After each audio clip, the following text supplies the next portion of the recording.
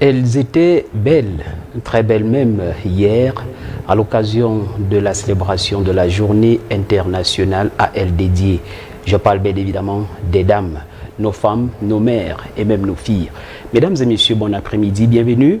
Votre émission On refait la presse ouvre ses portes aujourd'hui avec beaucoup d'informations à décrypter, des informations traitées par nos confrères de la presse écrite, entre autres la journée internationale de la femme célébrée hier. Nous verrons de toutes les façons ce que deviennent les pains au lendemain, ce qui s'est passé réellement. On en parlera avec nos invités déjà installés sur le plateau. Et au-delà, on parlera également des sénatoriales 2023 avec Elections Cameroun qui actuellement est en train de travailler avec les observateurs nationaux et internationaux qui vivront le déroulement des élections le 12 mars prochain.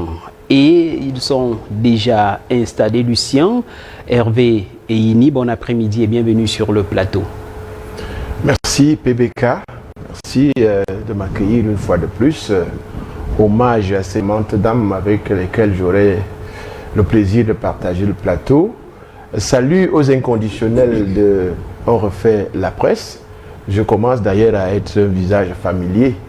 Et je pense que le débat, les échanges avec les dames seront très très courtoises. Hier, vous étiez avec les dames, vous avez accompagné les dames dans la célébration de leur fête.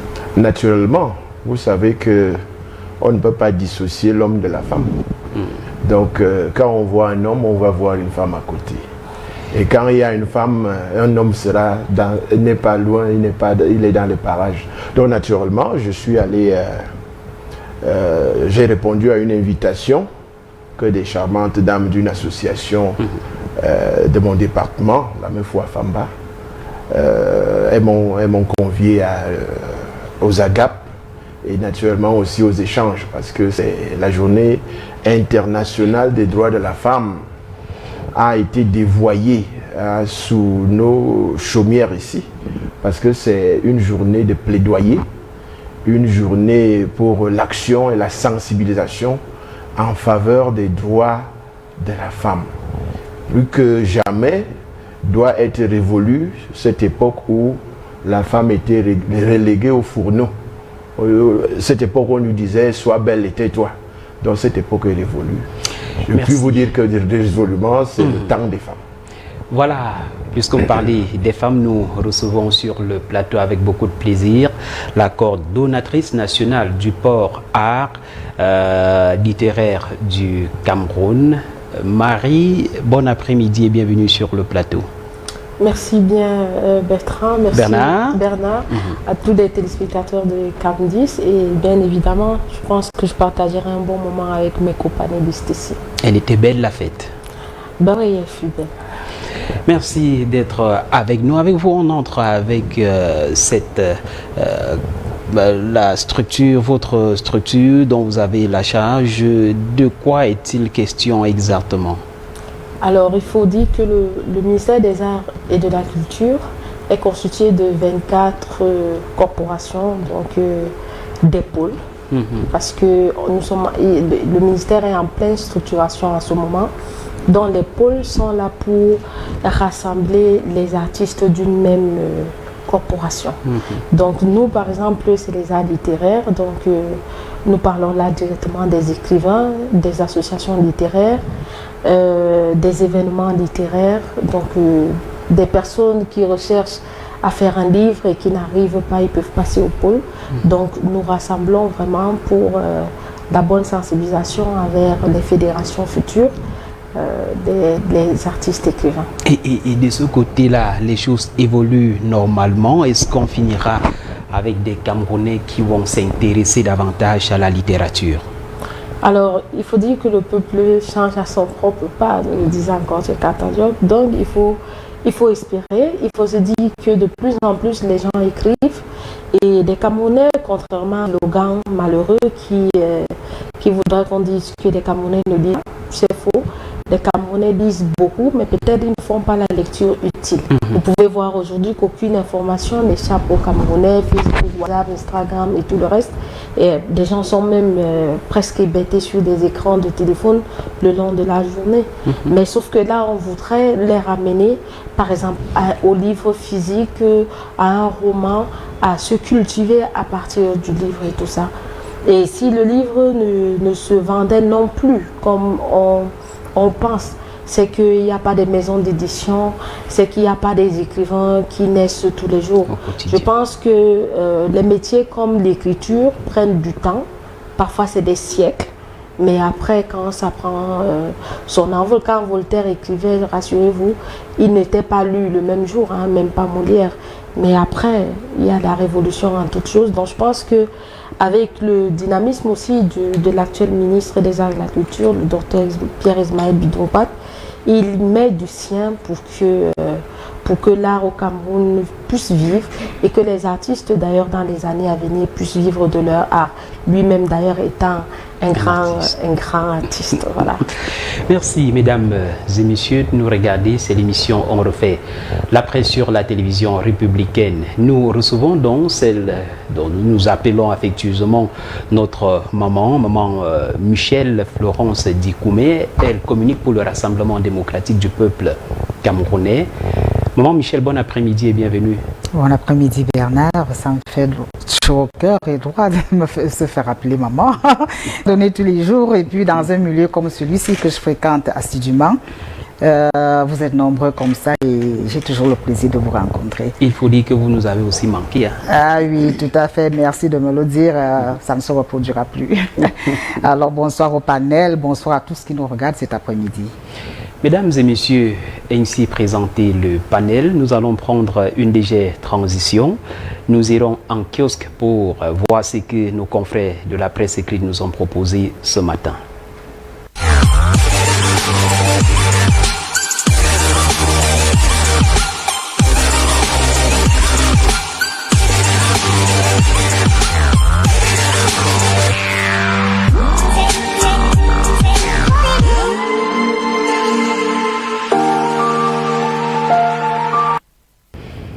Merci, de retour sur le plateau. C'est pour aller immédiatement en kiosque avec les unes que nos confrères de la presse écrite nous ont proposé aujourd'hui. Et on commence cet après-midi avec le journal L'Info à chaud. L'Info à chaud qui donne la parole à l'artiste musicienne Lady Ponce qui dit « Le pain du 8 mars doit coûter 3500 francs. C'est honteux de mettre cette tenue à 10 000 francs. Je suis choqué parce qu'on semble oublier la valeur du SMIC au Cameroun. Qu'est-ce qui peut nous pousser à vendre un tissu symbolique à 10 000 francs? C'est une interrogation, déclare la furieuse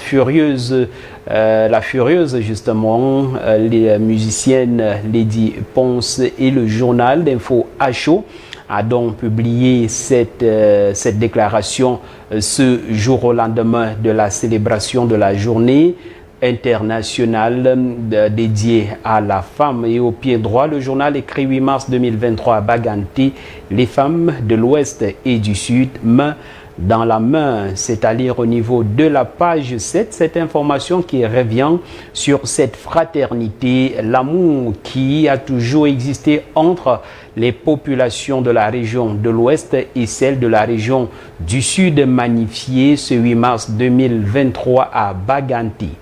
Un autre journal en kiosque ce jour, c'est le journal La Voix des Jeunes. Le tri hebdomadaire présente l'honorable Nourane Foster, députée de la Nation, comme la femme de l'année 2023. Ça, c'est le journal La Voix des Jeunes qui revient sur cette jeune députée il y a depuis quelques années déjà, qui a magnifié les valeurs de la femme camerounaise dans le secteur de l'entrepreneuriat et bien en politique. Et le journal La Voix des Jeunes a bien choisi cette dame aujourd'hui comme femme de l'année 2022. Un autre journal en kiosque avec la technique, on prend le journal qui traite également de cette information liée à la journée de la femme dans le Mungu. Le journal écrit les femmes de Kansamba,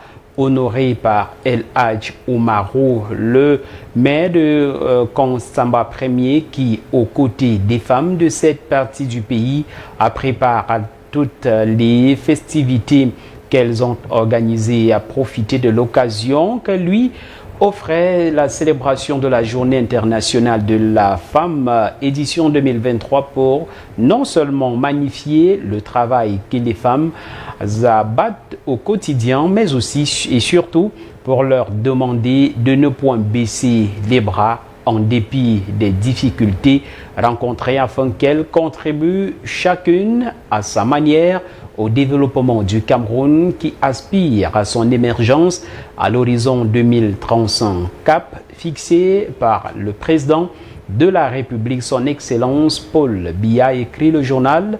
Projection de ce jour qui a fait également un tour en République centrafricaine. Le président Touadéra accuse l'Occident d'entretenir l'instabilité politique dans son pays, écrit le journal Projection de ce jour. Un autre journal en kiosque, c'est le journal Mairie du Cameroun. C'est une édition spéciale qui traite de la Journée internationale de la femme 2023. Le journal écrit commune de Bikok, auto-crescence aux dettes donne du sourire aux pensionnaires de la prison de Ngoumou. Cérémonie ce 7 mars de remise des dons en denrées alimentaires et autres en son et en couleur à la prison centrale de Ngoumou, en présence des autorités locales. C'est donc tenu, donnant ainsi du sourire aux pensionnaires à l'occasion de la célébration de la journée des droits des femmes qui s'est tenue hier, 8 mars 2023. Un autre journal en kiosque, c'est le quotidien, dans cette édition spéciale qui nous amène à l'ouest pour parler de la communion qui a eu lieu entre les femmes du sud et celles de l'ouest sous l'encadrement de la reine-mère Célestine Kecha Cortés. Une importante délégation des femmes venues du sud Cameroun a activement préparé aux cérémonies organisée dans l'une à l'occasion de la célébration de la 38e édition de la Journée internationale de la femme, en remerciant le chef de l'État pour la paix et le vivre ensemble dans la diversité culturelle. Les femmes ont solennellement exprimé leur sincère reconnaissance à Madame Chantal Biya pour ses nombreuses œuvres humanitaires et sociales. Un autre journal en kiosque, c'est le journal Flèche d'Afrique, qui s'est également intéressé à cette célébration de la Journée internationale de la femme 2023 dans le Ndé, avec les femmes du sud et de l'ouest qui se sont mobilisées à Baganté au pied droit. Le journal traite de cette 38e édition de la Journée internationale de la femme au ministère des Transports, avec les femmes qui désormais sont aptes dans la fabrication des produits d'entretien. Elles ont présenté au ministre des Transports Jean-Ernest Massenagale Bibere et au ministre délégué Zakariaou Joyas ce 7 mars 2023 sur l'esplanade du ministère des Transports, l'eau de Javel et le savon liquide qu'elles ont fabriqué durant 2 jours de formation. Et au pied gauche, le journal écrit Affaire Martinez Zogo, Bruno Bidjan est un ouf de soulagement.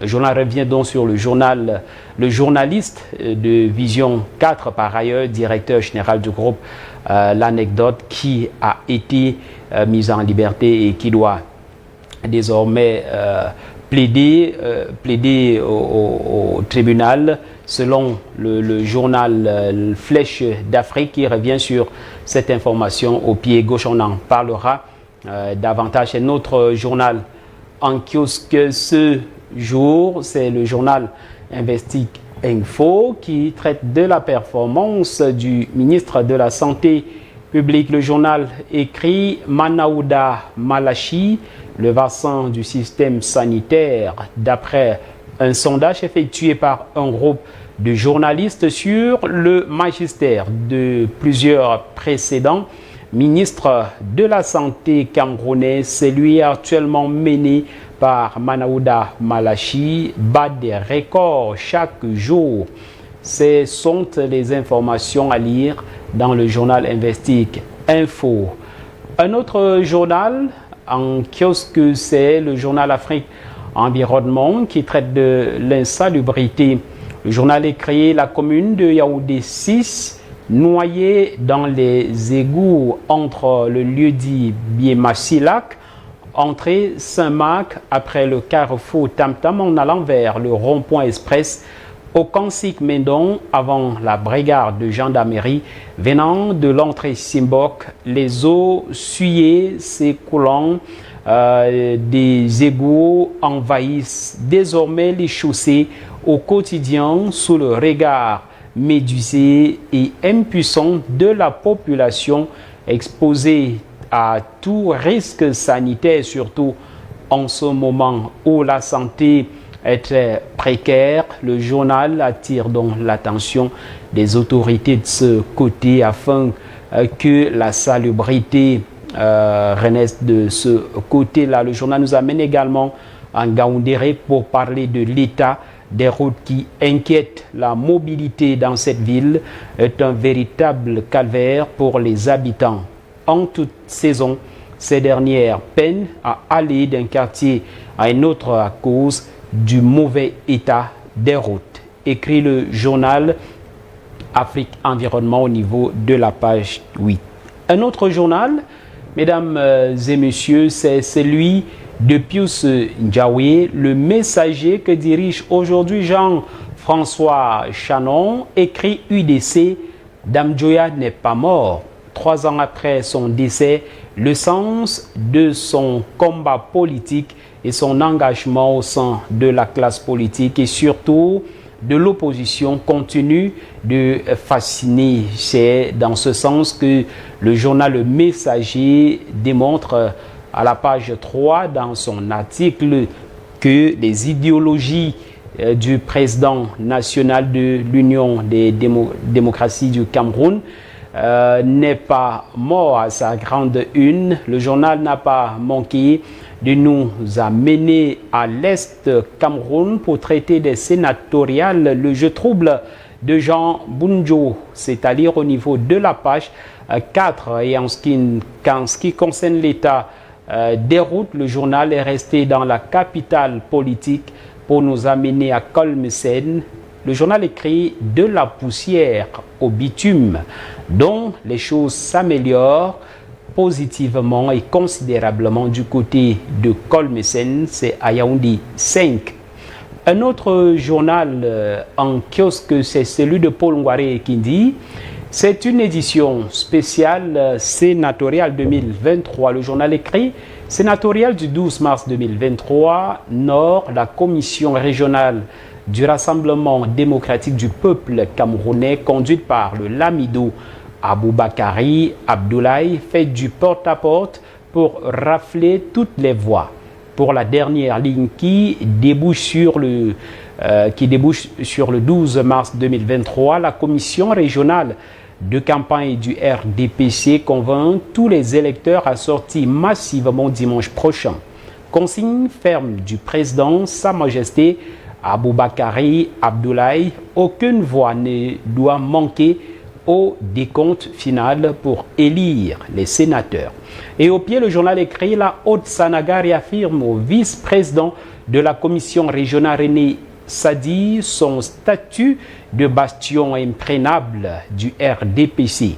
Le ministre de la Communication, René Emmanuel Sadi, vice-président de la commission régionale RDPC, pour le centre a présidé le 7 mars 2023 à Cotin une importante réunion avec les commissions départementales et communales RDPC de la Haute-Sanaga. Il était question de savoir comment se déroule la campagne dans les 7 circonscriptions de ce département. Le ministre René Emmanuel Sadi, prenant la voix à la suite de son homologue Bidioum Quat, a invité les électeurs à un carton plein derrière les listes du Rassemblement démocratique du peuple camerounais. On termine justement cette première rubrique de l'émission avec le journal Eco News. Eco News, titre programme économique et financier. Le FMI approuve la 3e revue. Le conseil d'administration du Fonds monétaire international a conclu hier à Washington la 3e revue du programme économique et financier appuyé par la facilité élargie de crédit FEC et le mécanisme élargi de crédit MEC. Elle permet un décaissement en faveur du Cameroun d'une somme de 45 milliards de francs CFA. Dans quel secteur sera donc injectée la dite somme? C'est à lire dans le journal Eco News de ce jour. Un autre journal qui traite de l'actualité économique, c'est L'économie, qui parle de la filière farine locale. Le journal interroge pourquoi la transformation peine à décoller depuis l'avènement de la guerre russo-ukrainienne. Le gouvernement s'active à promouvoir la consommation des farines dérivées des tubercules de manioc, de patates, bananes, plantains, sauf que leur disponibilité reste un défi majeur à relever. Un autre journal en kiosque pour finir, c'est Mutation de Georges Alain Boyomo qui traite du football professionnel. Le journal écrit « L'argent fait du bruit ». La FECAFOOT déclare être en règle relativement au paiement de la subvention due au club.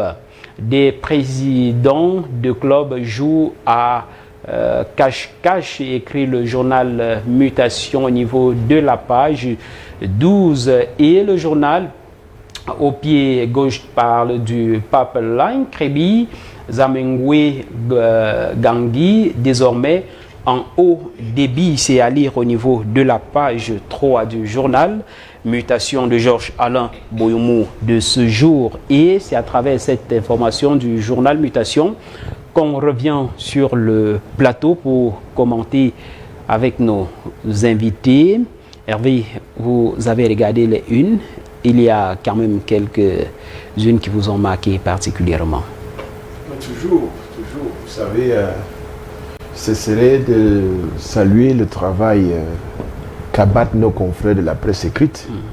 Donc, en tant que tel, il y a toujours une actualité. Que ce soit au niveau des hebdomadaires, au niveau des quotidiens, au niveau des bi-hebdos, il y a toujours. Par exemple, la dernière, une que nous avons vue là, celle de Georges Alain Boyomo, a retenu notamment mon attention parce que l'ancien chroniqueur sportif que je suis toujours de très près l'actualité au sein de la FECAFOOT. Depuis l'avènement de Samuel Eto'o, tout se passait comme s'il roulait sur de l'or. Mais depuis un temps, avec les présidents de club, il y a comme une fronde. Il y a des graissements dedans. Et c'est ce qui a fait dire à Mutation ce matin à travers la une qui barre, le titre qui barre sa une, autant pour moi, que l'argent fait déjà du bruit. Parce qu'effectivement, les présidents de club sont passés à la caisse. Mais tous sont maintenant motus et bouche cousue. Tout se passe comme s'ils n'avaient rien reçu. Et pourtant, il y a bel et bien eu des caissements. Donc, à mon niveau, je souhaiterais que les présidents de club soient plus sérieux. Parce qu'on parle de football professionnel. Lorsque les présidents de club attendent que la fédération, qui est leur association, parce que soit dit en passant, c'est les présidents de club, c'est tous les corps de métier, les arbitres, les entraîneurs, toutes les associations sportives qui font la Fédération camerounaise de football. Donc, la Fédération camerounaise de football n'est pas une entité, je veux dire, extérieure aux différents clubs de foot. Et avant qu'on ne passe à l'étape du professionnalisme de notre football, je pense qu'on vivait déjà cela. J'en veux pour preuve, en tant qu'inconditionnel du canon de Yaoundé, le canon que nous avons connu dans les années 90, avec des présidents charismatiques comme Feu Bouffere Clément, comme Ava, comme dans une certaine mesure Olinga Génère. Donc c'est des gens qui ont donné tout ce qu'ils avaient comme bien matériel, comme propriété pour le canon. Mais pour ce club, on avait également dans la même période le président Ngassa Api, avec l'Union de Douala, on avait les mécènes comme Ongba Damas. Donc c'était une affaire des gens qui avaient de l'argent. Maintenant, on a l'impression que certains présidents de clubs viennent se réfugier là derrière des clubs pour s'enrichir. Alors qu'avant, les présidents de clubs s'appauvrissaient derrière le football. C'était leur passion. C'était pour faire parler la fibre, j'allais dire, passionnelle qui les animait. Donc Mutation a eu le mérite de remettre ce sujet au bout du jour parce que les présidents sont passés à la caisse. Betty, vous n'êtes pas chroniqueuse sportive, mais vous observez quand même que depuis l'avènement de Samuel Eto'o-Fils à la Fédération camerounaise de football, ça ne va pas toujours. Il y a certains qui pensent qu'il n'y a pas de changement. Pourtant, concrètement, on voit quand même que de ce côté-là, on voit les joueurs qui se mobilisent, on voit des présidents qui passent à la caisse, comme l'évoquait Lucien tout à l'heure. Il y a quand même une amélioration en ce qui concerne la gestion des hommes de ce côté-là. Vraiment, à titre de profane, je vais m'amuser à dire que lorsqu'on est entouré des médiocres, alors les médiocres sont jaloux de voir un seul sortir la tête de l'eau. Voilà.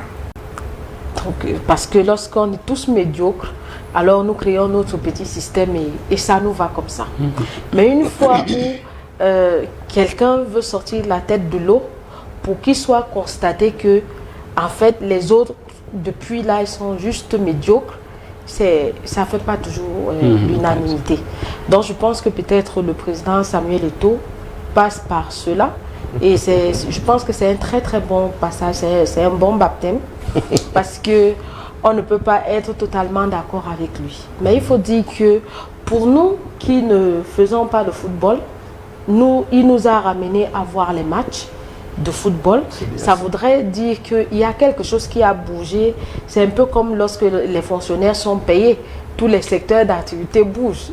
Et donc on sait qu'il y a eu un mouvement quelque part. Et aussi, il faut dire que c'est des milieux pas toujours très flatteurs. C'est des milieux où on tire à balles réelles. Donc, je ne pense pas que c'est un endroit où, lorsqu'on s'y trouve, on pense avoir des amis. Parfois, même ces amis peuvent être des ennemis en douce. Donc, je pense que si aujourd'hui, s'il y a quelques jours, les présidents ont fait du grand bruit, pour essayer de dénigrer les actions qui sont posées, tout en sachant que c'est un chantier que Eto'o-Fils construit aujourd'hui. Donc, il part de quoi? Donc, je pense qu'à un moment donné, il faudrait que tout le peuple, parce que vous savez, quand on donne une actualité, après le peuple prend le relais et il fait ses propres recommandations, ses propres commentaires, réclamations. Il faudrait qu'on lui donne un peu plus de temps et voir même peut-être tout le long de son mandat avant de faire réellement un bilan. Mais entre-temps, qu'on le soutienne, qu'on lui donne un peu plus la caution de confiance que nous pouvons encore avoir. Et aussi que les présidents, parce que lorsqu'ils ne font plus du bruit, c'est un problème. Il faudrait aussi qu'ils aient l'honnêteté intellectuelle, qui voudrait que s'ils sont passés donc à la caisse, qu'ils puissent avoir le même courage, les mêmes qui tambourinent, et qu'on entende au-delà des toits. Peut-être le jeune qui traîne encore au quartier et qui a pour passion football peut faire à nouveau confiance, et à savoir que désormais ils ont un guide plutôt éclairé, parce qu'il peut être très très incompris, ça peut même être le cas, mais moi je dirais tout simplement que le football aujourd'hui, on a envie de voir les matchs, ça fait plaisir de le voir dans les vestiaires quand les Lions jouent, ça fait plaisir de le trouver omniprésent, à des moments on ne sait même pas quand il dort, donc au grand pouvoir des grandes responsabilités. Merci, Madame Michel, Madame Dikoumé. L'argent fait-il beaucoup de bruit à la FECAFOOT? Il y a quelque temps, les présidents décriaient ça ne va pas. Aujourd'hui, ils sont calmes. Est-ce qu'à un moment donné, on ne devrait pas avoir l'honnêteté de garder, peut-être, on n'a pas de raison, garder lorsqu'on sait qu'il y a un meneur, leader qui effectue normalement les travaux, on attend le moment venu au lieu de faire beaucoup de bruit. Si vous ne faites plus de bruit, vous n'êtes plus au Cameroun. Il n'y a pas qu'à la FECAFOOT que le bruit s'observe. La FECA volée aujourd'hui fait bouillir une casserole de très mauvais goût. On ne sait concrètement pas ce qui se passe de ce côté-là. Et à chaque fois qu'il y a de l'argent, ça fait grand bruit. Donc la FECAFOOT n'est pas un cas isolé. Et au-delà donc de ce bruit qui se fait, vous savez, monsieur Etophis, c'est quelqu'un qui vient briser les codes. Nous, on savait chez nous que le football, c'était la roublardise, c'était le vol, c'était le mensonge, c'était des lobbying qu'on mettait en place, c'était des copinages, c'était toutes les choses que vous pouvez vous imaginer. Aujourd'hui, quelqu'un arrive, il vous dit qu'il veut travailler. Mais ça ne me sonne pas bien. Travailler, c'est-à-dire quoi? C'est le travail de quoi qu'on fait là? Au-delà du travail, il remet certaines choses en place qui défavorisent les grandes mangeoires d'hier. Ça ne lui vaut pas que des amis. Et nous avons réalisé qu'aujourd'hui, beaucoup d'intellectuels orgueilleux ont toujours cru que quand on n'était pas un intellectuel chevronné, on n'était pas même, n'est-ce pas, d'être un commandeur d'hommes, de diriger, n'est-ce pas, de manager des structures. Mais aujourd'hui, Etophis veut ce miroir sur lequel s'est mis certains, mais qui refusent même le reflet qui leur revient. Du tout. Alors automatiquement, ça fait grand bruit, même pas qu'au niveau des présidents de clubs. La société est en ébullition. Ça n'a pas commencé aujourd'hui, depuis même les élections. Nous avons vu comment ça se passait. C'est devenu une affaire politique, carrément, dans notre Cameroun, cette histoire la FECAFOOT. Alors, le coach aussi a été remporté lorsque on parvient à avoir des préparations à temps, on a des vols à temps, on a des primes payées, il n'y a pas de grincement dedans dans les délégations. Nous savions souvent que les officiels n'étaient pas toujours que des officiels. C'était des petits copains qu'on faisait voyager, c'était des influenceuses dans notre genre qu'on amenait.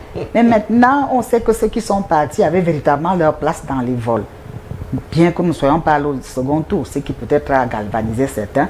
Mais le petit bémol, c'est que nous sommes venus à bout du champion du monde de football, ce qui a quand même redoré l'orgueil du Camerounais. On est revenu avec ce titre ici, de notre champion dans notre genre. Même si on pensait qu'on ne devrait pas se contenter. Oui, on ne devait pas se contenter de ça, mais ce serait aussi trop demander à l'équipe dirigeante maintenant, parce que le football, il sort d'où?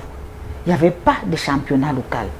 Alors, vous pensez que les joueurs ont l'écueil quelque part? Dans ces championnats qu'on pêche les joueurs. Il n'y en avait pas. Il fallait se mettre à glaner maintenant à l'international des gens qui n'avaient jamais joué ensemble, les préparer tout de suite, et c'était dans l'urgence parce qu'il n'y avait pas déjà une préparation faite à l'avance.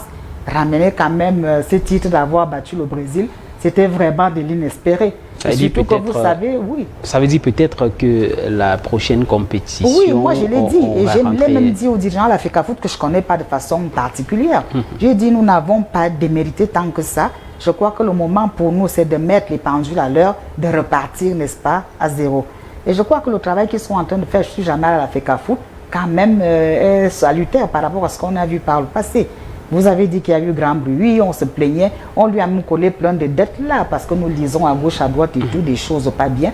Bon, vrai ou pas vrai, ça ne nous intéresse pas. Toujours est-il que nous avons besoin d'une équipe nationale et d'un dynamisme au niveau des clubs locaux. Parlant donc du football, je vais sortir là pour revenir sur le cas de madame qui tient la littérature à bras le corps. Nous avons aussi besoin de ça dans les communes. Il faudrait qu'il y ait des salles de lecture.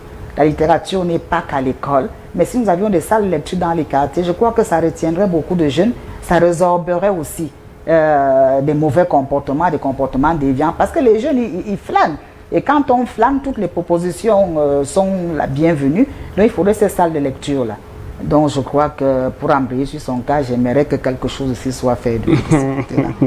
Oui, madame. Ah oui, je ne resterai pas sans réagir à cela pour lui dire vraiment merci de le dire comme ça. Mais il faut savoir que depuis quelques années, on nous parle de la décentralisation et donc la culture dans nos mairies. Jusqu'ici, vraiment, sauf les exceptions, lorsqu'on va rencontrer, même avec cette casquette de coordonnatrice nationale du pôle des arts littéraires du monde, certains vous disent que il n'y a pas encore de budget, certains vous disent que la décentralisation même trouve qu'il y a même trop de problèmes, les jeunes se droguent, les jeunes ci, ça.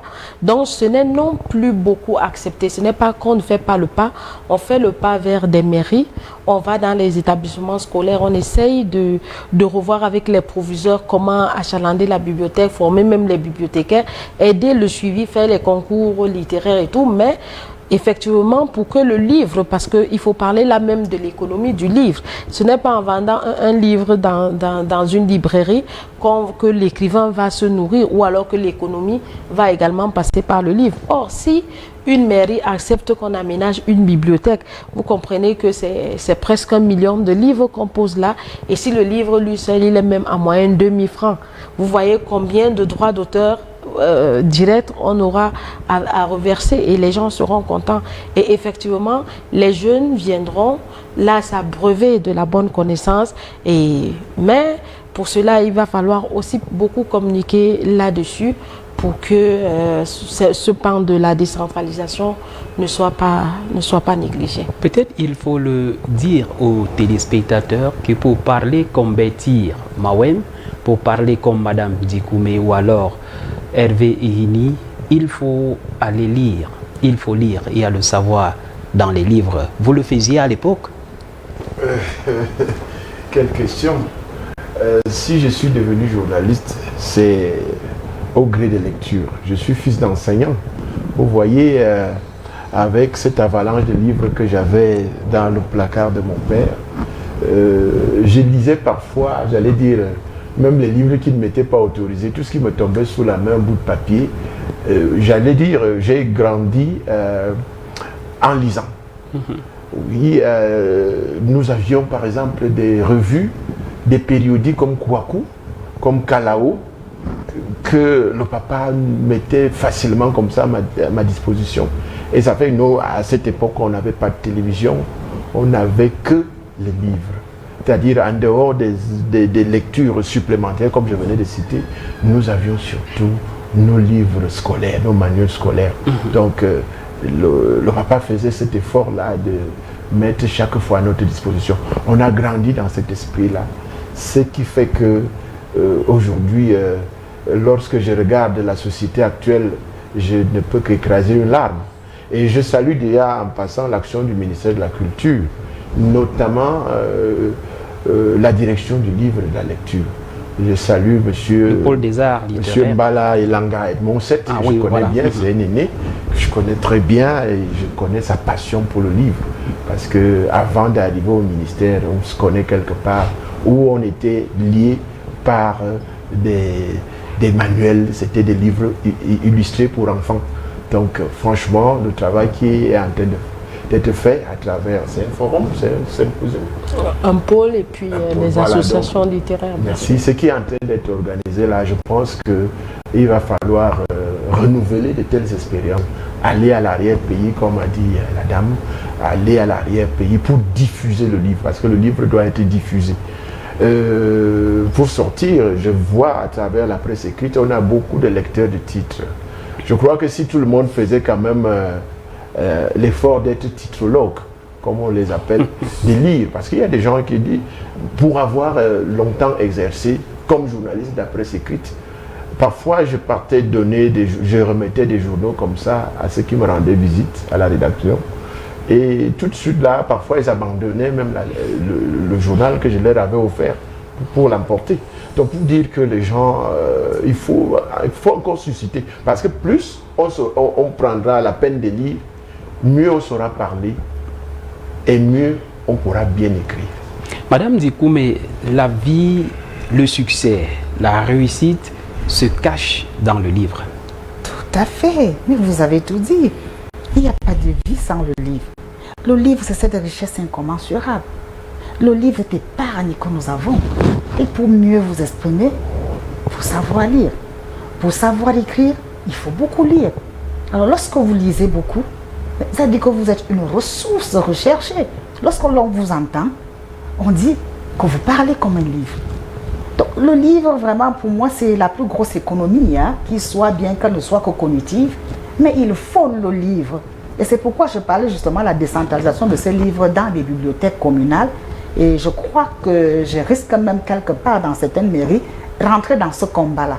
Parce que nous en avons besoin. Vous voyez, nous parlons de la FECAFOOT tout à l'heure.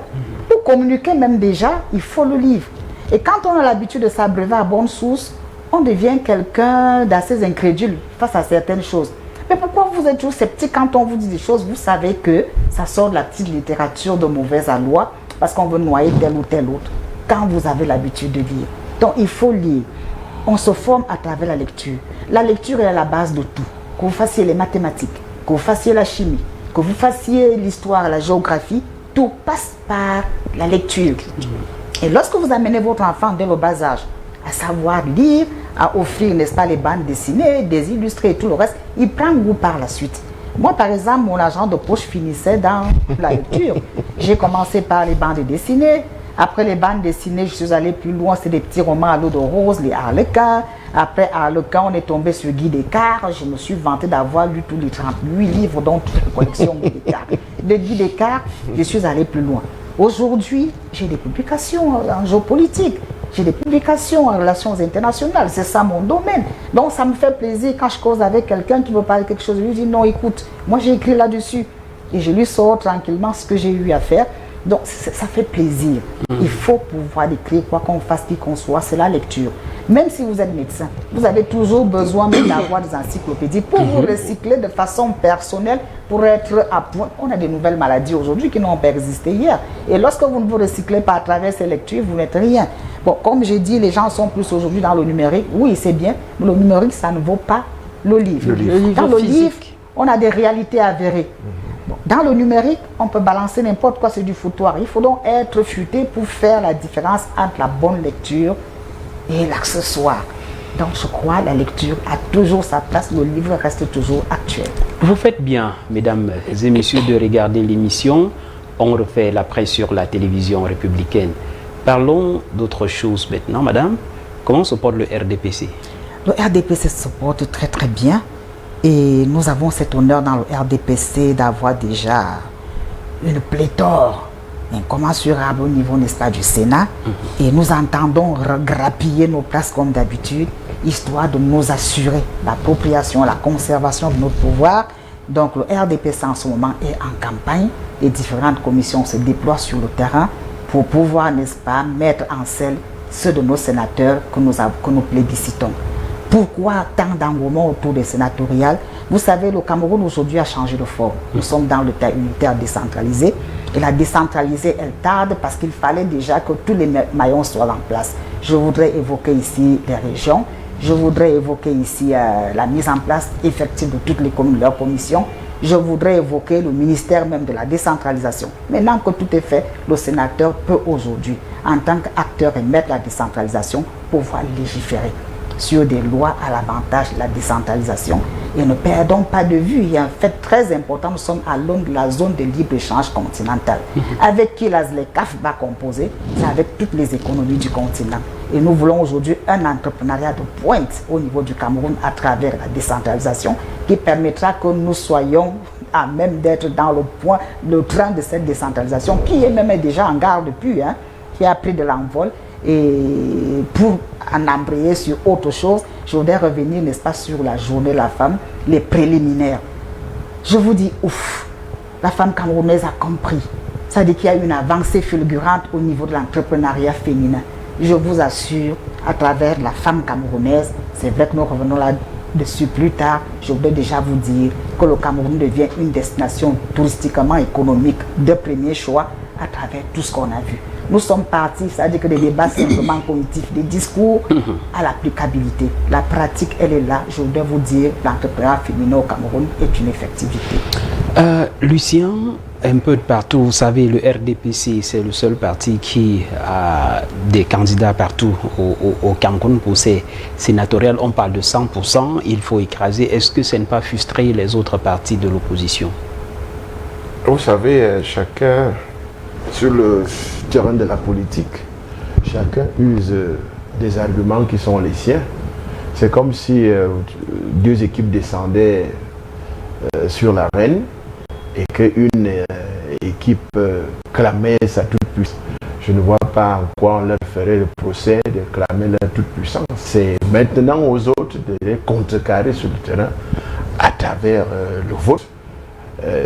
Les contrecarrer pour dire à l'opinion que non, cette toute-puissance, ce n'est que des mots, M-O-T-S, et ce n'est que du bruit, comme disent les enfants dans le jargon. Donc personne, moi je ne peux pas particulièrement fustiger cela, que ça sorte de la bouche des militants du RDPC. Chacun prêche pour sa paroisse. C'est tout à fait normal qu'ils disent qu'ils sont les plus forts, les plus beaux, comme je n'ai pas reconnu madame tout à l'heure, là, lorsqu'elle a revêtu pour quelques minutes sa casquette militante. Donc je l'ai vu parler avec une certaine ardeur, avec une certaine assurance, avec même une certaine, j'allais dire, outrecuidance, parce que c'est comme ça le langage des militants du RDPC. Donc c'est aux autres partis de démontrer aussi leur vitalité. Donc en tant qu'observateur de la scène politique, je trouve tout à fait normal un tel discours. Et c'est aux autres maintenant d'aller aux urnes.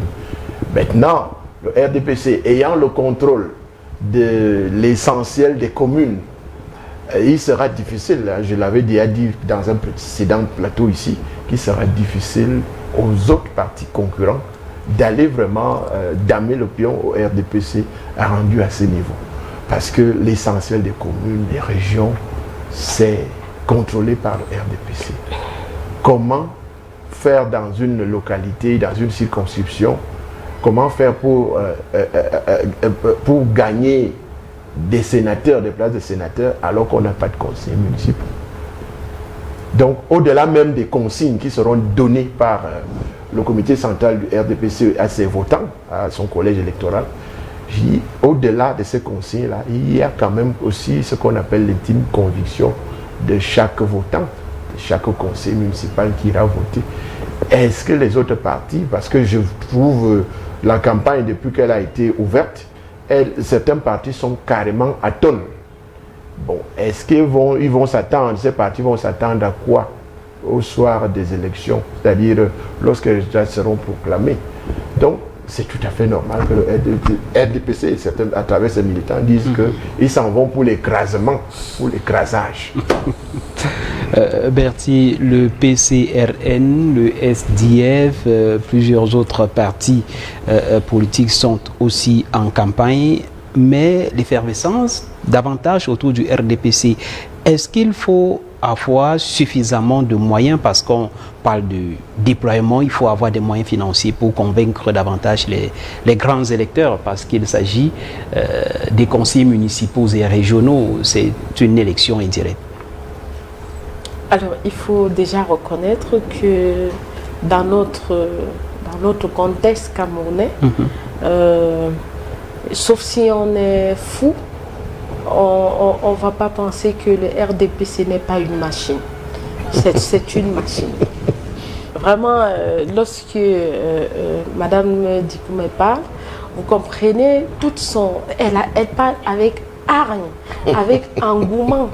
Vous voyez, fierté. Et on est fier lorsqu'on sait qu'on est gagnant. Mais donc quand on dit que le RDPC a raflé tous les intellectuels, tous les communicateurs... Alors, c'est une question de choix et de conviction. Ça voudrait dire qu'on a effectivement le PCRN, le SDF, l'UNDP, tout ce qu'on voudra. On a aussi le RDPC. Maintenant, c'est-à-dire si je vous fais le tableau, c'est comme si je regardais le journal. de 20 heures dans plusieurs télévisions camerounaises. J'ai forcément une télé qui me séduit le plus et laquelle, lorsque je prends l'information, pour moi, elle est fiable. Pour moi, les autres aussi font du bon journalisme. Peut-être même tous sont sortis même de la même école. Mais sauf qu'il y a quelque chose qui fait en sorte que je suis plus abonné dans une télé et non dans l'autre. Je ne sais pas si on se comprend. Ça voudrait dire qu'on ne peut pas parler de rafler. Sauf si on parle de rafler en reconnaissant quand même qu'on a en face de soi un puissant. Ça, oui. Mais dire que rafler, comme si le RDPC était couché sur ses lauriers, je pense que c'est un peu malhonnête quand même. Ou alors on veut s'apitoyer sur son propre sort et parler de rafler de cette manière. Moi, je pense que lorsqu'on a un adversaire, il faut bien l'évaluer. Il faut évaluer ses forces, il faut évaluer ses faiblesses.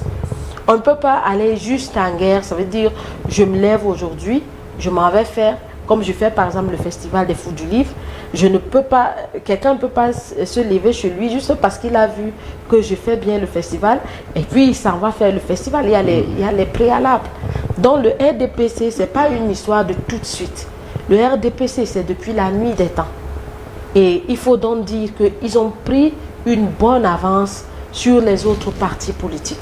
On a par exemple le SDF qui malheureusement, vous voyez que les mains même, l'arme change d'épaule. Donc ça voudrait dire que, au RDPC, vous voyez que le président national n'est jamais fatigué. Il est toujours jeune, il est toujours beau sur les pancartes. Il y a quelque chose, il y a une certaine finesse qu'on ressent. On a l'impression que... Nous sommes en campagne, c'est la... Non. Je suis plutôt en train de vous répondre. Je suis plutôt en train de vous répondre. J'ai pas de préférence. Du tout. Donc, je suis en train de vous répondre. Parce que, effectivement, nous suivons tous les campagnes, les différentes campagnes. Nous suivons tous des plaintes. Mais là, maintenant, puisque vous posez la question, les autres ont le droit de pleurer.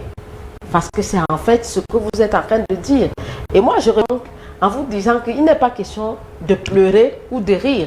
Il est question de prouver ce qu'on a à donner, à offrir au peuple. Si je dois aller aux urnes de 12, ça veut dire que qu'est-ce que j'ai reçu du PCRN?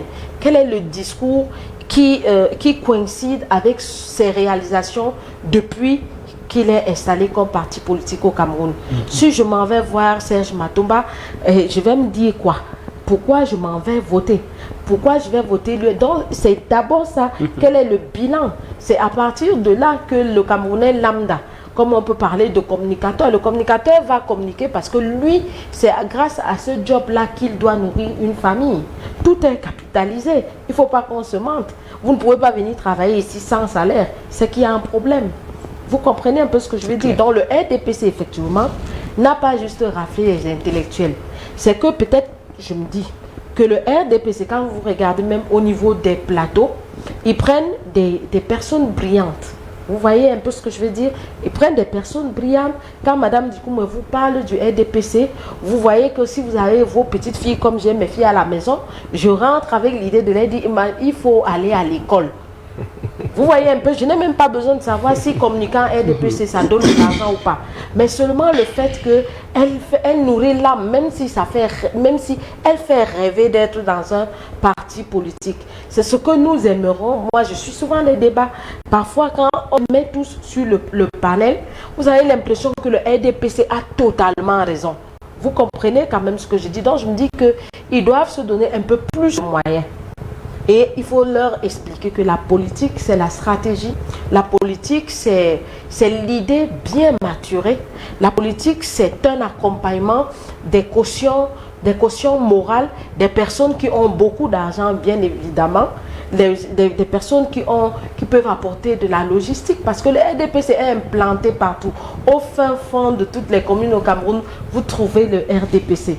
Vous comprenez un peu ce que je dis? Donc, il est difficile d'encourager les autres partis politiques si déjà ils ne nous donnent pas une once d'un certain changement, si jamais on a peur. Si par exemple, on se dit que bon, si un nouveau parti politique s'en va par exemple au pouvoir aujourd'hui, si déjà on les voit avec très peu de moyens, est-ce que quand ils arriveront au sommet, est-ce qu'ils ne vont pas d'abord chercher à piller pour se remplir d'abord les poches, alors que le RDPC semble quand même avoir bonne mine?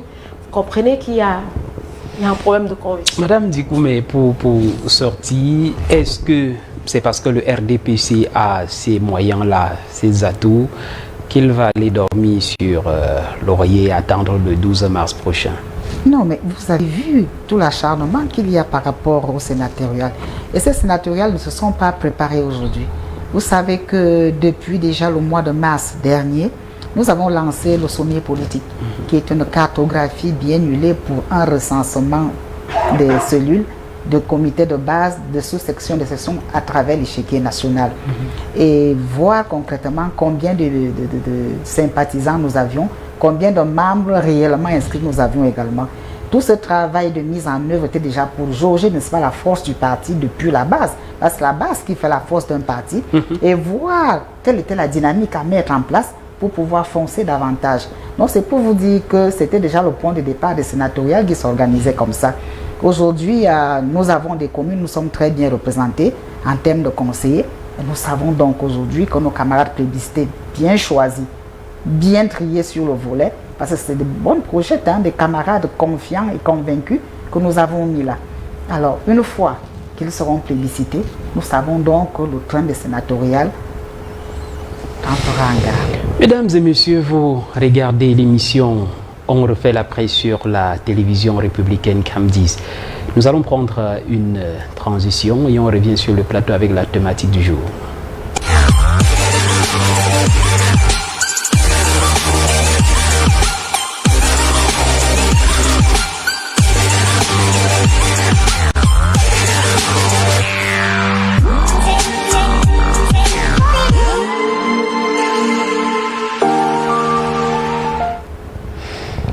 Merci mesdames et messieurs, de retour sur le plateau pour parler de la journée internationale de la femme. Hier, c'était la célébration un peu partout au Cameroun. Nous sommes entrés avec la fête.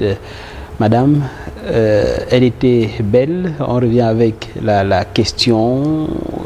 Depuis le matin, il y a eu la marche, le défilé, les hostilités dans l'après-midi. Et avant cela, il y a aussi eu des tables rondes, il y a des échanges, il faut épiloguer sur les problèmes des femmes.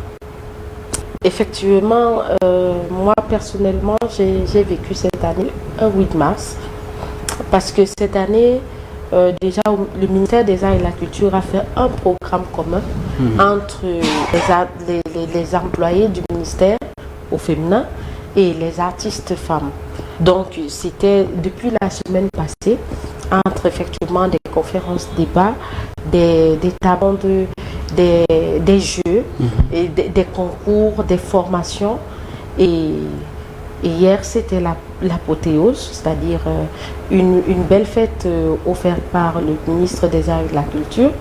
Donc du coup je pense que les problèmes des femmes sont forcément nombreux, mais il faut dire que la femme a quelque chose de spécial. C'est l'amour. C'est l'amour. Et vous savez, l'amour brise les lois. Donc parfois la femme, elle souffre en silence.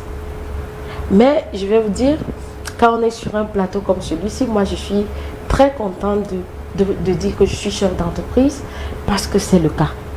Je suis très contente aujourd'hui, lui qui connaît un peu le ministère des Arts et de la Culture, je suis nommée au même poste que Pabé Mongo. Vous imaginez un peu, Pabé Mongo, il a le double de mon âge, c'est une figure emblématique. Je suis nommée au même poste que Kalis Biara, que Amal Adjali qui a eu le prix Goncourt.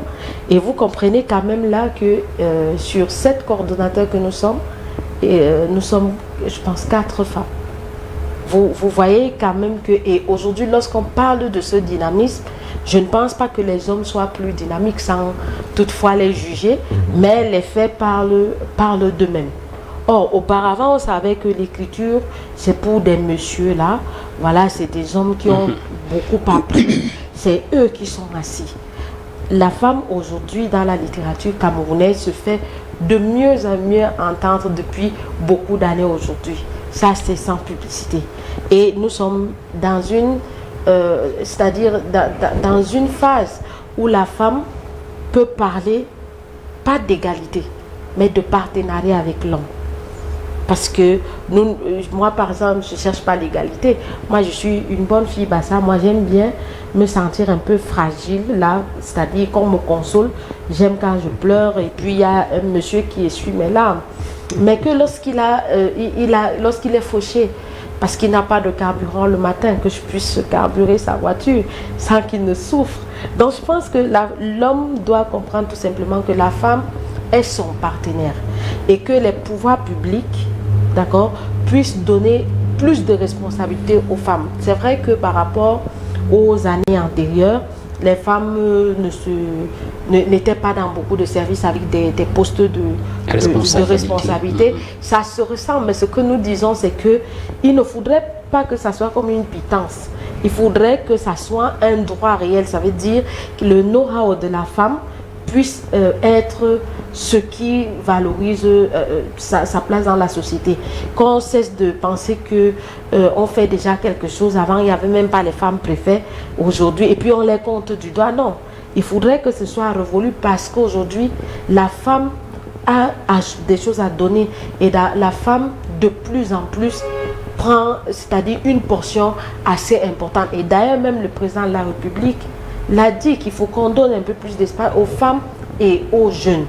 Ce n'est pas un hasard, c'est quelqu'un qui ne parle pas beaucoup. Donc pour nous, c'est-à-dire avoir pensé à le dire, sûrement il a compris la nécessité que la femme soit au devant de la scène.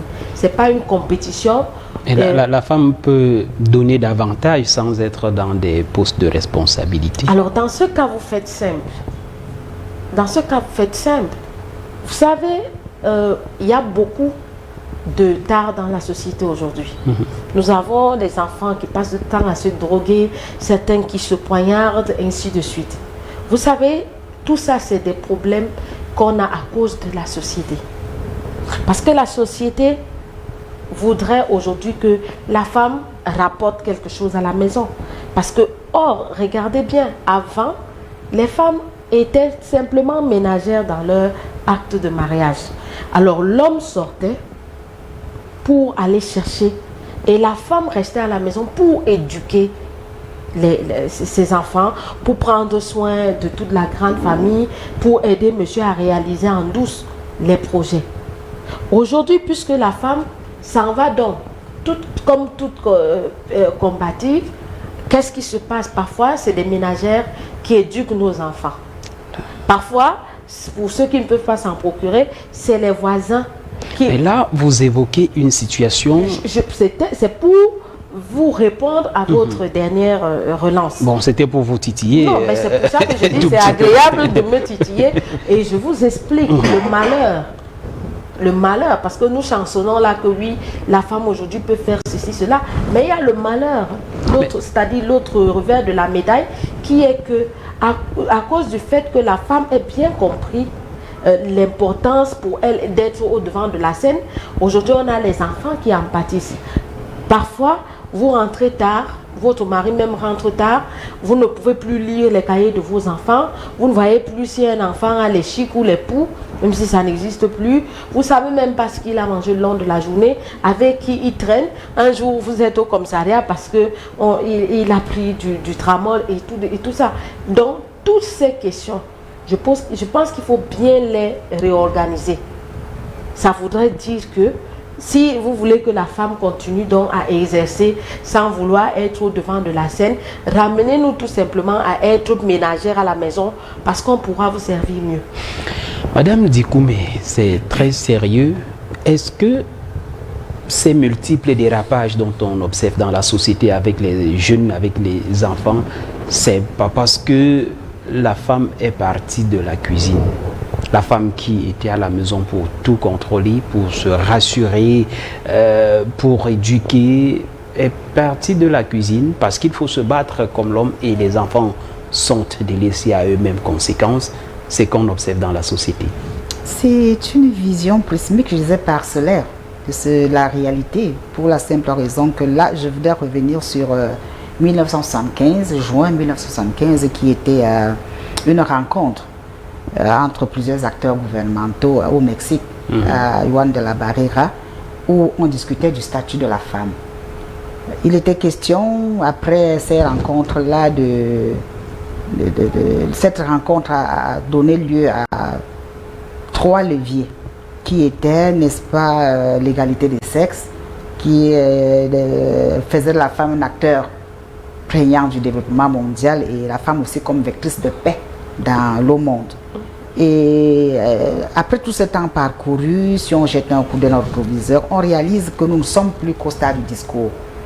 La femme, effectivement, s'est déjà établie dans tous ces rôles-là. Alors, qu'est-ce qui pourrait donc occasionner la déperdition sociale aujourd'hui dans laquelle nous vivons? Je ne pense pas toujours que ce soit le fait pour la femme d'avoir quitté les fourneaux. Parce que moi, je veux prendre mon cas. Moi, je suis enfant de fonctionnaire. Mes 2 parents allaient au travail. Ils sont tous les 2 retraités aujourd'hui. Et sur 7 enfants que nous sommes tous 7 hauts cadres de l'administration. Et nous sommes tous fonctionnaires. Personne n'est perdu. Personne n'a besoin d'un autre pour manger chez lui. C'est même une fantaisie lorsque nous avons une réunion familiale de voir chacun apporter quelque chose sans pour autant que ce soit une charge pour celui qui reçoit. Je pense plutôt que le problème se trouve ailleurs. C'est que malgré l'émancipation de la femme, nous parlons de 2 types de femmes. Il y a la femme urbaine et il y a la femme rurale. Et parmi les femmes rurales, je voudrais ajouter les femmes des villages urbanisés, parce que nous avons des quartiers qui sont des villages urbanisés dans la capitale, et les femmes, n'est-ce pas, des ghettos dans la capitale, qui ont quitté leur environnement premier pour se greffer dans un autre environnement qui n'est pas le leur. Parce que lorsqu'elles partent de la zone rurale par la force de, je ne sais pas ce qu'elles fuient de ce côté pour la ville, elles vivent en ville sans être en ville. Elles embrassent des réalités qui ne sont pas les leurs. Automatiquement, l'éducation des enfants leur échappe. Parce qu'elles partent de leur maison pour aller faire les petits ménages dans d'autres foyers qui ne sont pas les leurs, où elles se donnent corps et âme pour les enfants des autres, alors que les leurs sont laissés pour compte. Nous avons maintenant la femme rurale qui travaille très dur, qui se lève très tôt le matin pour le champ. Elles reviennent à la tombée de la nuit. Et nous connaissons un peu leur quotidien compliqué. Une fois que aujourd'hui on a le taux de scolarité qui a grimpé, et puis maintenant au village on vit d'autres réalités que celles d'hier, où les villages se sont transformés en petites villes, des lycées vous ont rattrapé, des hôpitaux sont là. C'était pour améliorer la qualité de vie, mais c'était sans autre accompagnement. Il y a l'hôpital, oui, c'était pour vous soigner. Il y a l'école, c'était pour rapprocher, n'est-ce pas, l'élève de l'établissement. Il y a d'autres réalités qui s'imposent à vous. Conclusion, nos campagnes sont dénaturées quelque part. L'enfant qui ne comprend pas très bien ce qui se passe, qui voit son cousin de la ville venir pendant les vacances au village, veut vivre comme ces derniers, mais tout en étant au village. Vous voyez, les valeurs sont tronquées. Et cette pyramide qui se renverse amène automatiquement notre société à connaître certains couacs, comme ceux qu'elle était en train de décrire tout à l'heure. La femme quitte carrément la cuisine pour se retrouver devant d'autres choses. Les petits métiers, on est coiffeur, coiffeuse, petits métiers, on est revendeuse de ceci en bord de route, on vend du vin de palme en bord de route, on abandonne la cuisine et le champ en fait, parce que la forêt, c'est le réservoir, c'est même l'acteur économique premier des populations paysannes. Donc quand on abandonne cette forêt pour des choses, des activités qui viennent dénaturer notre environnement, automatiquement la cuisine est abandonnée. La cuisine dans sa globalité. Et les enfants sont laissés pour compte. Il y a maintenant des petits qui ont été des délinquants en ville. On n'a pas pu les recadrer dans des lycées et collèges qui sont renvoyés. On a ouvert un lycée au village. Ils retournent au village pour le nouveau lycée qui vient de s'ouvrir. Ils ont la primeur parce qu'ils sont autochtones. Ils viennent avec des valeurs, des tambafia, excusez de peu, c'est pas de la stigmatisation. Ils reviennent avec les valeurs d'un Kondongo qui deviennent maintenant les valeurs de leurs cousins qu'ils viennent retrouver dans la petite ville qui est devenue leur village. Vous voyez que notre société prend de l'eau. La cellule qui était forte devient crénelée parce qu'elle absorbe plus d'eau que prévu. Et automatiquement, nous vivons toutes ces dérives de tous les jours. Lucien, est-ce qu'à un moment donné, on ne verra pas la tendance changer totalement, c'est-à-dire vous, les hommes qui par le passé étaient les meneurs, vous devenez des menés par des femmes? Comprenez bien mon sourire, parce que c'est une vision, j'allais dire, des phallocrates. Elle est assez phallocratique, cette vision. Elle est même, j'allais dire, une émanation des pensées conservatrices. Donc aujourd'hui, je ne trouve pas qu'il y a d'un côté des gens qui étaient des meneurs hier et qui aujourd'hui se trouvent dans le camp des menés. C'est tout simplement un problème d'intégration. Nous devons plus que jamais intégrer cela dans nos mentalités, dans nos us et coutumes. Parce que à la maison, pour la petite histoire, moi, il m'arrive de mettre mon tablier samedi. Je suis à la cuisine pendant que ma femme se repose. Je ne le fais pas de manière accidentelle, je le fais assez régulièrement. Il peut même arriver qu'en rentrant à la maison, je trouve qu'elle est fatiguée, elle ne peut pas, moi-même je le fais. Mais tout autour, c'est le regard social maintenant.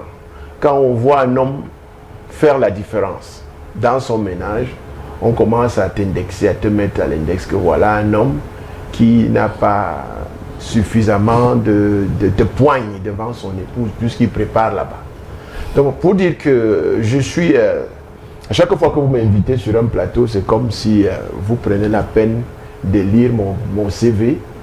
Effectivement, j'ai toujours travaillé avec des femmes.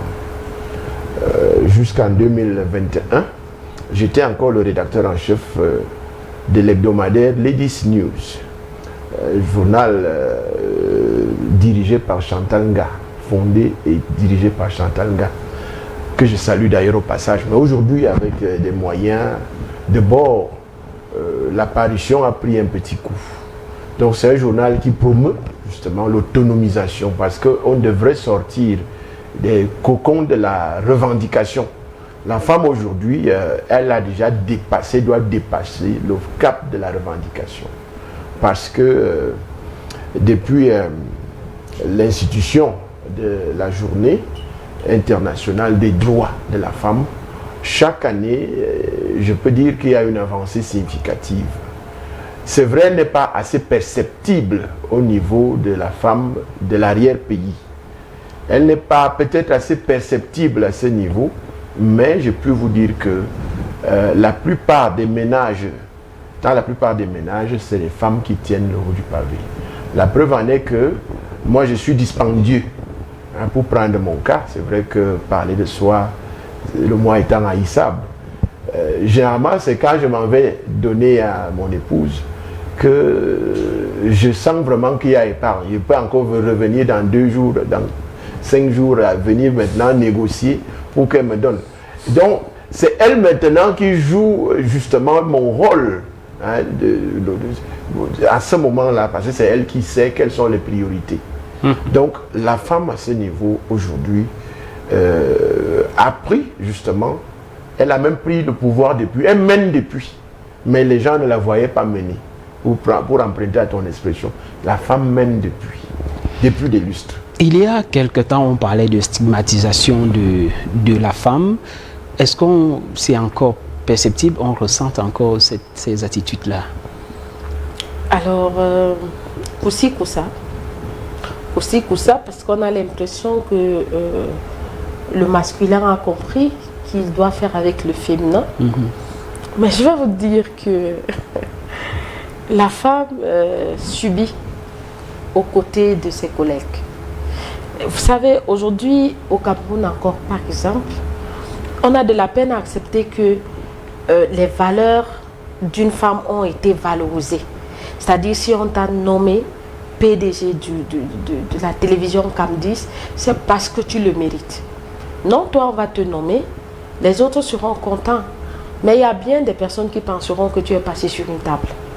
Dans notre société, malheureusement, on est là où on est que lorsque on est passé sur la table d'un monsieur.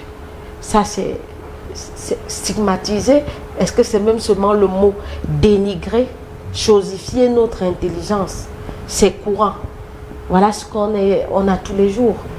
C'est difficile maintenant. Lorsque tu arrives à un endroit et que, c'est-à-dire un secteur d'activité où tu es en vue et que tu joues la fille vierge, à ne pas vouloir céder au moins à un des potes pour que tu puisses avoir donc la paix désormais. Non, ben ils te colleront de tout. Tu es dénigré, ils essaieront de saboter tout ce que tu essayes de faire en bien. Ils vont faire le maximum pour pouvoir te démoraliser, te décourager. Non.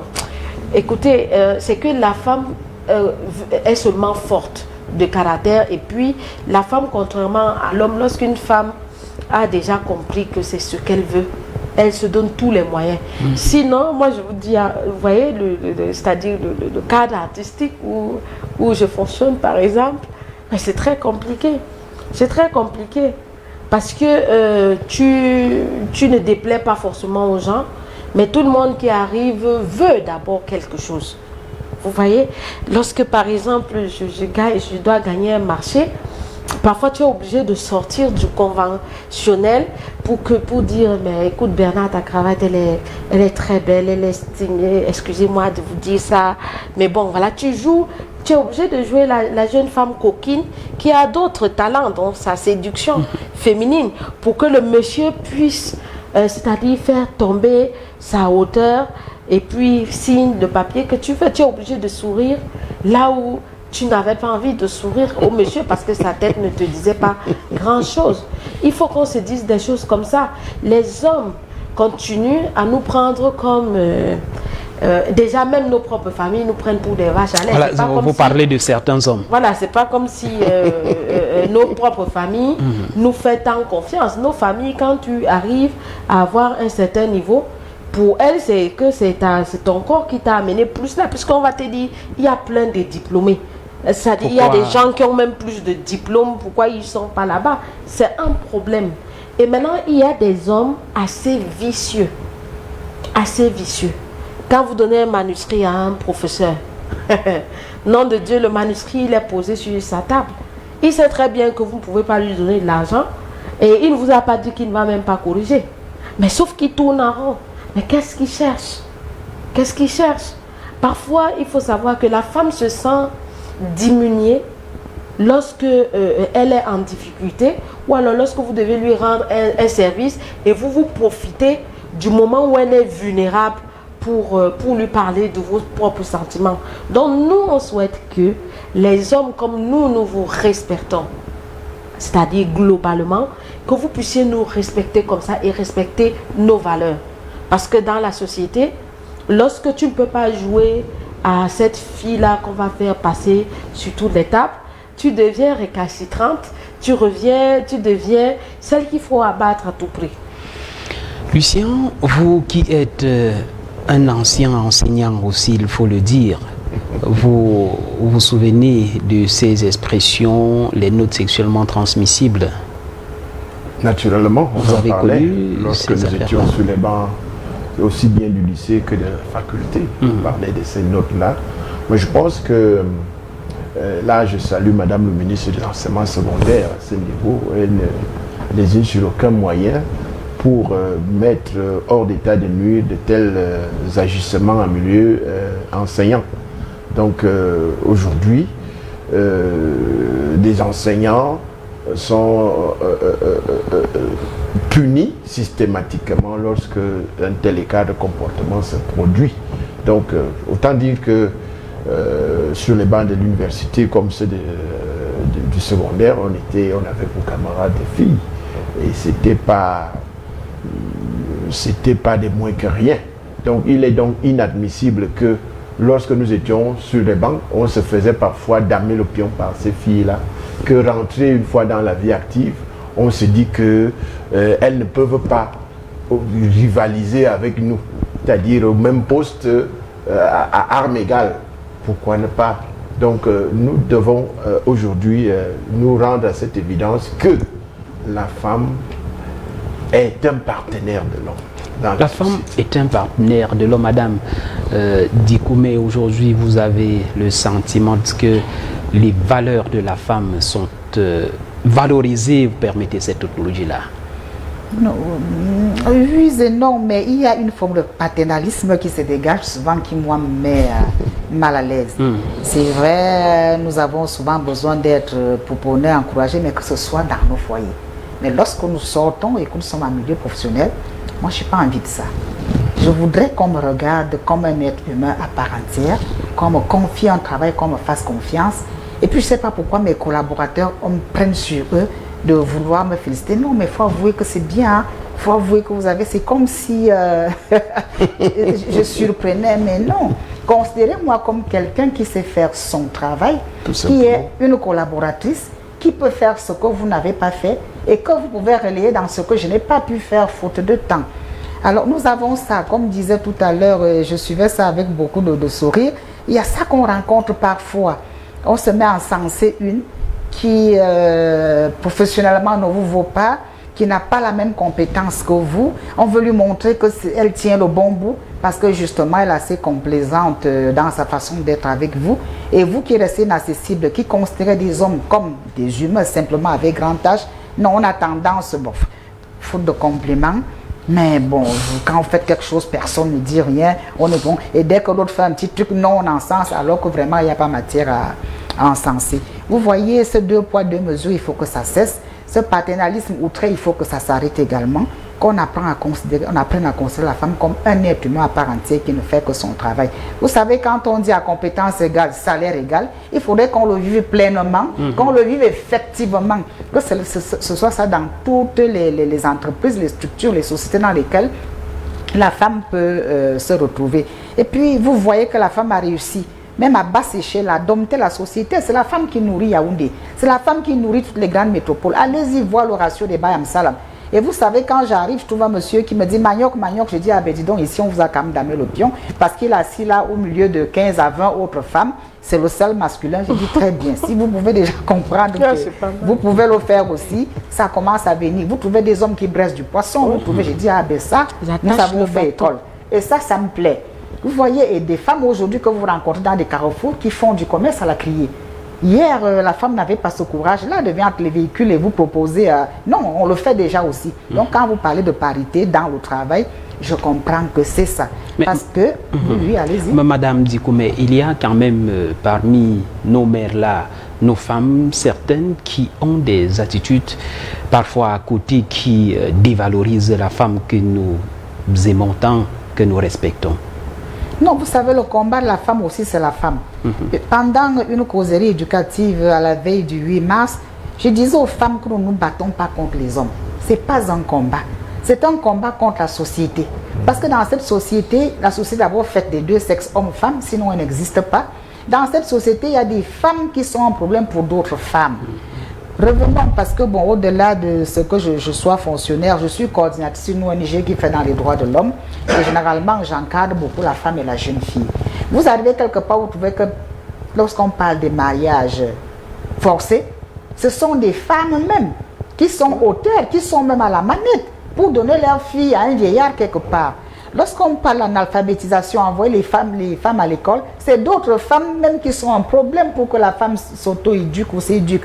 Lorsqu'on parle de mariage, vous trouverez que c'est la belle-mère ou les belles-sœurs qui sont un problème pour cet autre membre de famille que le frère est en train d'amener. Ça dit qu'on en fait voir de toutes les couleurs. Pendant le veuvage, ce n'est pas les hommes qui maltraitent les femmes. C'est d'autres femmes qui infligent, n'est-ce pas, des sévices à d'autres femmes. Donc c'est un combat contre la société. C'est pour vous dire que ce que vous relevez n'est pas anodin. Il y a des femmes qui sont un problème pour d'autres femmes. Mais quand on éduque la société, on éduque tout le monde. Ce sont les hommes, ce sont des femmes. Et nous avons réalisé que lorsqu'une femme est déjà bien placée, son problème c'est de piétiner toutes celles qui gravitent autour. Ouais. Et c'est facile de nommer des hommes que de nommer d'autres femmes. Et lorsque vous voyez une femme qui est bien assise, rire avec d'autres femmes, ça veut dire que vous êtes ravalé au second rang, vous êtes des figurantes dans le travail que vous avez à faire. Vous êtes figurante, oui, ça lui va. Secrétaire, femme de course, petite employée de bureau, elle peut vous manipuler à sa guise, vous commissionner, souvent vous transformer même en ces femmes de course, alors que vous êtes toutes employées dans le même ministère. C'est avec les hommes plutôt qu'elle s'entend le mieux. Ce sont ces hommes de main. C'est avec eux qu'elle fait... Bon, c'est pour vous dire que la femme même a un autre problème pour la femme. Donc le combat est un combat contre la société tout entière. Il est temps que ça s'arrête et que nous, elle a parlé d'amour au départ. L'amour devrait être quelque chose qui régisse les sociétés. Donc regarde l'autre collaborateur avec amour, qu'il soit sous vous ou au-dessus de vous. Cet amour d'abord, parce que quand on vient au bureau le matin, ce n'est pas pour des rixes. On vient pour travailler et après ce travail, il faut un rendement. Une société qui n'a pas de rendement, 100 kilos, elle meurt. Et c'est pour le malheur de tous ceux qui sont dans la boîte. Donc, faisons du chiffre. Il faut qu'il y ait un rendement et pour ce faire, il faut qu'il y ait une certaine harmonie entre les collaborateurs.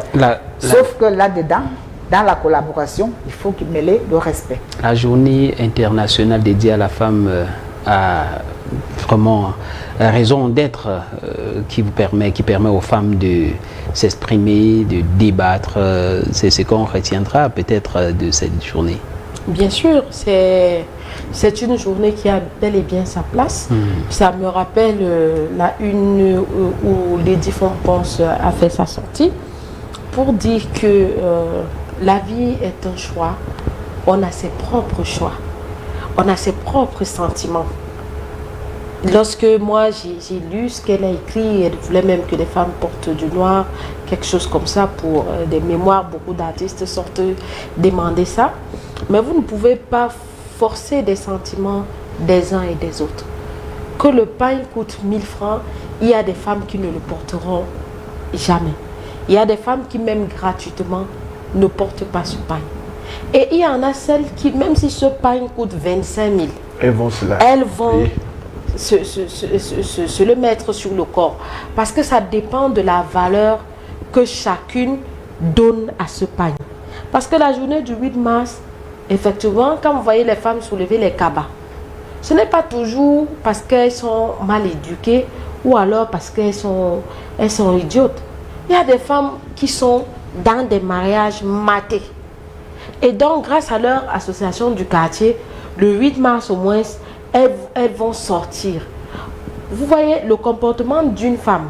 Nous qui donnons des leçons aux autres femmes, à leur faire croire que non, nous quand on rentre, on parle le 8 mars, on mange sur des grandes tables et tout, après peut-être on peut aller dans un snack bien.